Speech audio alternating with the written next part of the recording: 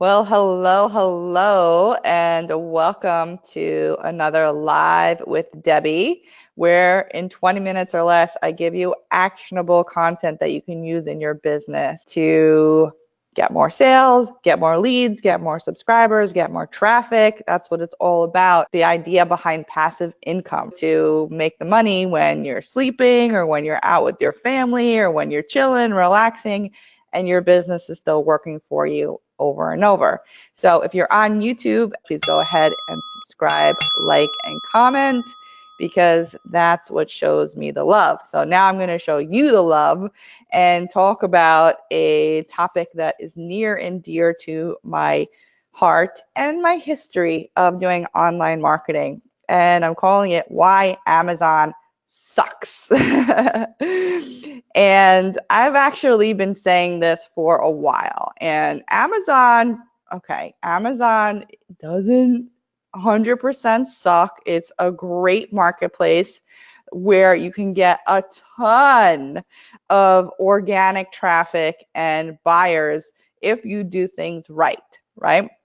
Whether you're publishing physical products or selling physical products or publishing content, either one, if you do things right, and I'm going to talk about doing things right and doing things wrong, then people will find you and then they will buy from you. And then if you're also doing things right, when they buy from you, they'll buy more from you. So the entry point usually, and especially when we're talking about content, is fairly a low price entry point, right? Because we're talking about, usually like books, content. So, buy my book for 99 cents. And there's a strategy to that, right? Because the more people who buy your book at 99 cents, the higher the chances you are to make more sales. And then the higher the chances you are to get on that bestsellers list and call yourself a bestseller, right? And then great things go from there. Great things happen.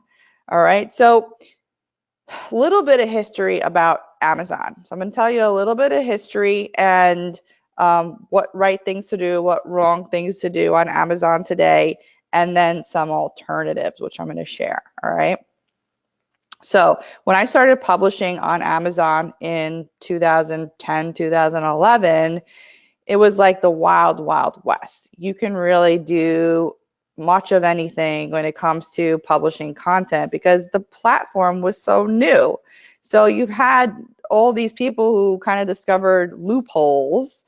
And what are the main loopholes, which I actually subscribe to, but it actually turned out really, really well in the end, was taking private label rights content and changing it up a little bit, changing the cover, changing the title, changing the description, and then selling it on Amazon. So, for example, I'd buy like a private label right. And we've talked about private label rights in some other episodes, right? So if you're not 100% sure what that is, go check those out. So I'd buy like a private label right content book on like how to grow an organic garden, and then I would go ahead and take each chapter day by day in a span of a week, and I would remove the stuff that wasn't good from that book, and then I would add my own kind of flavor to that book. So I wasn't taking the content and publishing it directly to Amazon. I was spending a lot of time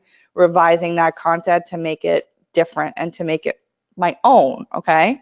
At the time, I wasn't outsourcing. I was doing everything by myself. And then I also got a cover created and wrote a description and changed the title, and then I would just publish it. And I was actually publishing one book a week while I was working a full-time job. And this gave me the ability to kind of learn the whole publishing system, learn how to write better, learn how to market better as I was publishing and seeing the results of my efforts, which sometimes were really good and sometimes they weren't good. And it's all a numbers game, as you can imagine, right?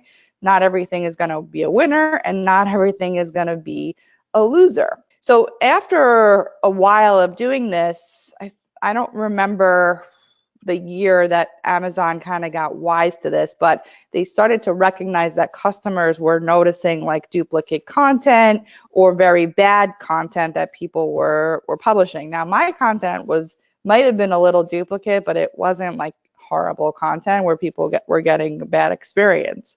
But enough people publishing the same content, whether it was the same as another book or on the web, they were getting wise to it, and Amazon said, nope, you're not allowed to do this, and if we find this on your account, then we're going to ban you, and you're not going to be able to make sales and sell your books. So some accounts got shut down automatically, and other accounts like mine, I just like went on and removed a lot of those books, right? Because I didn't really care at that point. Years later, they weren't even contributing to a ton of money in my business, so who cares, right? The more Amazon got developed in its marketplace, and the more people who learned how to self-publish, like that number grew and grew and grew over the years, right? So what happened was the buyers became more savvy, right? And we know this with like the reviews that they write and the books that they buy.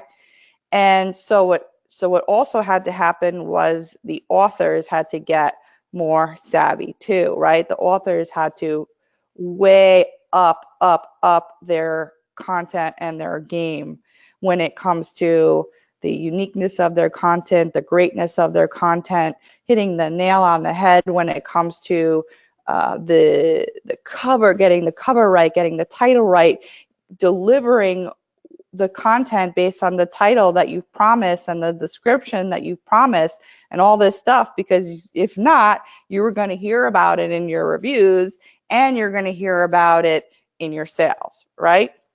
That's just how it works.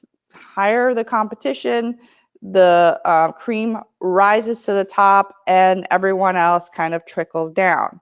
Now, you could have great content on Amazon and just not have a lot of sales. Why?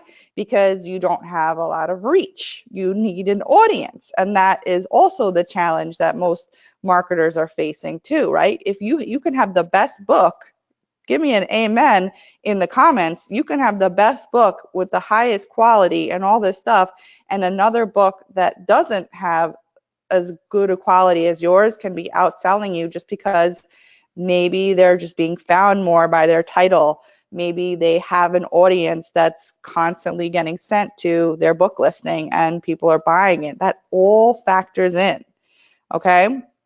So that's kind of the history of where Amazon was in the beginning and where it is today. And also in the beginning too, there was less competition. So if you were to publish a book on organic gardening or the paleo diet, you were going to make sales. It was kind of like really hard to fail. And that's why I continued my process of publishing books, because I was doing the work, I was putting the work in, and I was getting the output out. And that's all it takes sometimes to succeed, right? This is now, right? We're in the now, and to succeed on Amazon, again, it's publishing high quality content and having an audience that you can send your book listing to get that traffic. And then what happens with that traffic?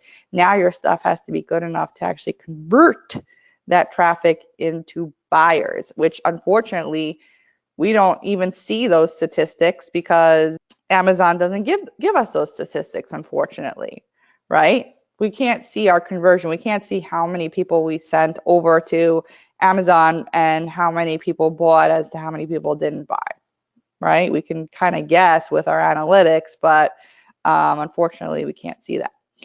So what I actually was doing in 2011 was I was taking my content, the same exact content, the same exact books that I was writing, and I was publishing them to a ton of other publishing websites.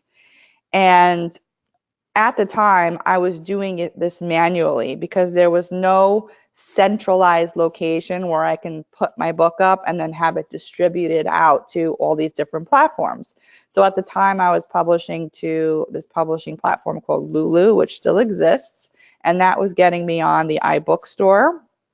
I was publishing my book to Create Space, which is still Amazon, but it was getting my book in the physical format.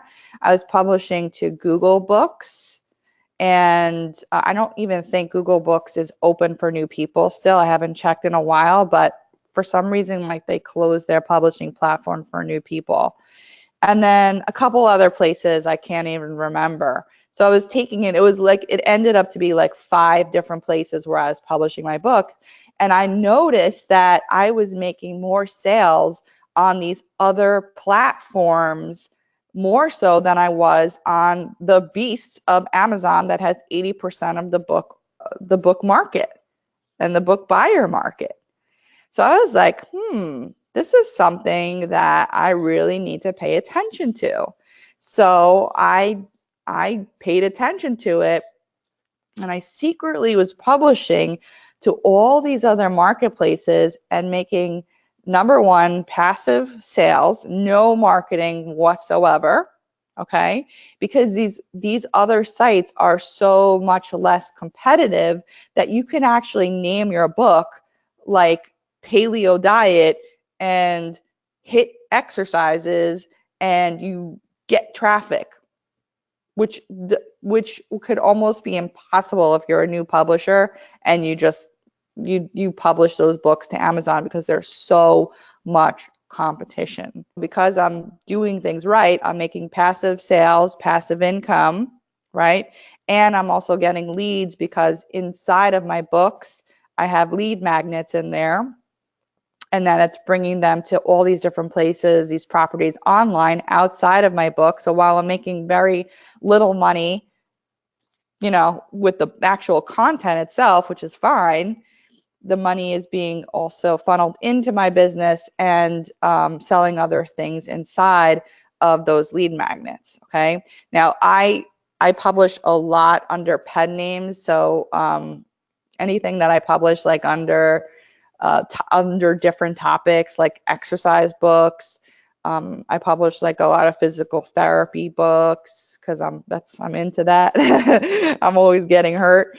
If I publish a book on like an organic garden these days, that's all outsourced. Taking that content piece, which we all know and love, and turning that into a cycle of passive income and targeted traffic. Okay, so the exciting thing that I want to share with you today is that I found a place. Many of you might even know this place, but I decided to do a dedicated training on this marketplace that now you could centrally publish in one place, central, okay?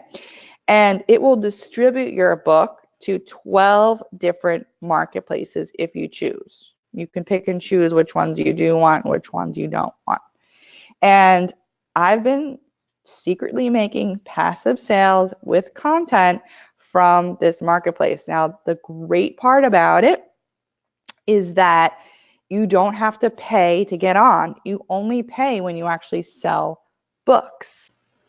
Okay, so you're gonna go to a page that looks like this, and you're just gonna opt in, and then you're gonna be able to access the training that I put together that shows you, it kind of tells you the history of what I just shared, so you can skip forward through that, or you can listen to it again, and it reveals the actual place, and then I'm gonna go into more detail on how to actually publish to this platform, what the strategy is behind your titles to actually get sales, those easy sales, and then also strategies that you can use to bring those sales to get more sales above and beyond those marketplaces for them to go into your whatever it is, your lead magnet, your free gift, so that you can get them on your list, you get your buyers on your list, and then you could sell to them your products, your services, your other books that you have coming out.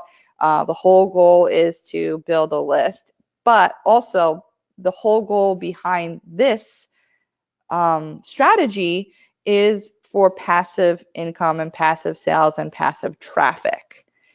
Okay, so we're not doing any marketing when it comes to this traffic source, and we're still making money. Okay, so go ahead and if you want to see behind the scenes, go ahead, put your email in this, and you'll get instant access. And then I'll be in touch with you with some more details about how to really, really succeed with publishing to this one marketplace and having it distribute your book to 12 different places. And there's a couple of those different distribution sites where I make more sales than others, and I'm just amazed. And sometimes I'm just like I questioning how I even make these sales, but I'm like, okay, that's cool, it's happening. So let me just do more and let me better my process in getting the content out more and publishing to this one particular site. Okay. Ooh, Paul says, can we put PLR in there? I actually, I do go over this, but the thing is that right now, because these other publishing platforms aren't as savvy as Amazon, technically you could put PLR, okay? However, there is no prediction or there's no way to predict if these marketplaces ever say, you know what, we're going to ban you because you have all these books that are just crap and PLR. So what I would recommend, if you are going to do PLR, you do what I do or I did, and that is really change the content and make it high quality. Okay. So Cindy, when you opt in, the free video should be on top, and that's the free gift. Yeah, and also you should consider if your book is not selling on Amazon or if it's not selling well on Amazon, you could consider changing the title to a more keyword-based title and publishing it onto this platform here. Awesome.